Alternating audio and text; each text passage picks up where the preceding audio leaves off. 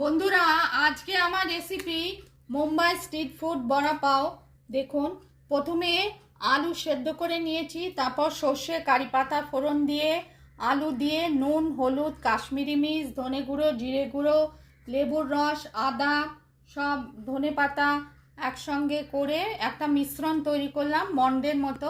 তারপর ওটা ঠান্ডা করে আলুর বলের মতো করে একটা চ্যাপ্টা করে বেসন চালের গুঁড়ি নুন হলুদ গোলমরিচ গুঁড়ো সব একসঙ্গে মিশিয়ে ব্যাটারে ওই যে বড়াটা আছে সেই বড়াটা এর মধ্যে ডুবিয়ে ছাঁকা তেলে তৈরি করলাম বড়া পাও। আর রসুনের চাটনি টমেটোর চাটনি দিয়ে এটা পরিবেশন করলাম।